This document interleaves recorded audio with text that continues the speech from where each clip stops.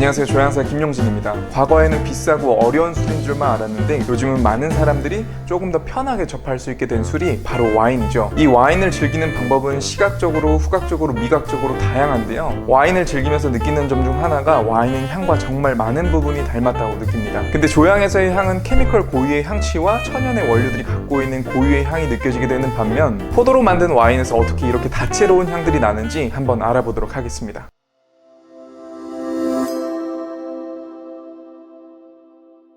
와인을 좀 좋아한다는 사람이나 전문가들이 와인을 테이스팅하면서 잘 익은 블랙커런트 향과 치즈 향이 느껴지고 아래쪽에서 올라오는 오크 향과 타임 향이 난다는 등 듣도 보도 못한 과일과 향신료 이름으로 와인을 묘사하는 장면을 보면서 진짜로 그런 향이 느껴지는지에 대한 궁금증이 생기기도 했을 겁니다. 인위적으로 이런 향을 넣지 않고 포도로만 만들었는데 이런 다양한 향이 느껴지는 게 참 신기하죠. 이런 와인의 향은 크게 1차, 2차, 3차 향으로 나눌 수 있습니다. 먼저 1차 향은 주로 포도 자체의 품종에서 비롯되는 향입니다. 포도에는 다양한 휘발성 유기탄소, 줄여서 VOC가 존재합니다. 이 휘발성 유기탄소란 생물체에서 유래한 다양한 탄소 물질 중 기체로 쉽게 증발해서 날아갈 수 있는 물질을 말합니다. 이렇게 기체로 증발된 물질이 우리의 코로 들어와 감각세포를 자극해서 냄새로 감지될 수가 있는 것이죠. 포도의 껍질에는 테르펜, 노르이소프레노이드, 티올 등의 성분들이 있고, 포도 알갱이에는 다양한 유기산과 포도당이나 과당과 같은 당류가 존재합니다. 포도가 익어가면서 이런 물질의 농도와 종류가 변화하는데,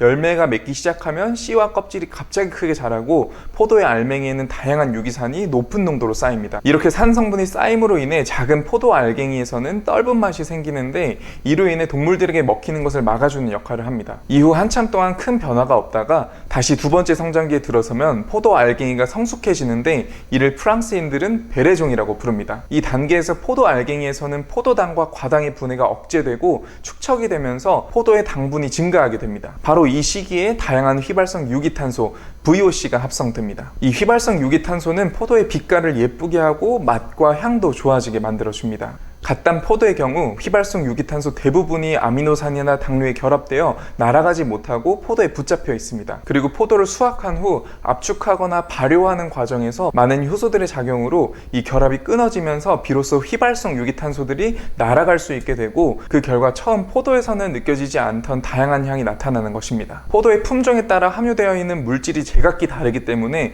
품종마다 다른 향이 느껴집니다. 예를 들어 소비뇽 블랑이라는 품종의 경우에는 이소부틸 메톡시피라진이라는 물질이 풍부한데, 이 케미컬은 주로 풀내음을 풍기는 케미컬이라 이 케미컬로 인해 소비뇽 블랑에서는 풀향기가 나게 됩니다. 또 게브르츠 트라미너라는 품종에서는 제라니올과 시토르넬롤과 같은 성분 때문에 제라늄과 장미향이 느껴지게 됩니다. 그래서 이런 1차 향을 잘 알고 있으면 블라인드 테이스팅에서 와인의 품종을 구별하는 데 도움이 되는데요. 여기서 느낄 수 있는 향취는 레몬, 사과, 자두, 체리와 같은 각종 과일의 향기와 라일락, 아카시아, 자스민, 장미와 같은 꽃향기, 그리고 민트, 유칼립투스, 타임과 같은 허브 향취를 느낄 수가 있습니다. 그리고 2차 향은 주로 발효, 즉 포도가 와인으로 변하는 과정에서의 미생물 반응으로 나타나는 향들입니다. 그래서 주로 발효향이라고도 하는데, 이 향은 효모의 상태나 양조 방법에 의한 것이기 때문에 2차 향을 잘 알고 있으면 어느 지역에서 생산되었는지를 구별하는 데 도움이 되는데요. 2차 향에서 느낄 수 있는 향취는 흙, 젖은 자갈, 부서진 돌이나 버터와 같은 향취를 느낄 수 있습니다. 마지막으로 3차 향은 스테인리스 탱크나 오크통에서의 숙성기간 동안 또는 병입 이후의 숙성기간 중 나타나는 향들입니다. 이것은 와인이 스테인리스 탱크나 오크, 유리병 등 어떤 용기에 담겼는지에 따른 산화환원 현상과 관련이 있습니다. 그래서 이 3차 향에 익숙해지면 와인의 숙성기관과 숙성 방식을 알 수가 있습니다. 이런 3차 향에서 느낄 수 있는 향취로는 후추, 바닐라, 계피와 같은 향신료나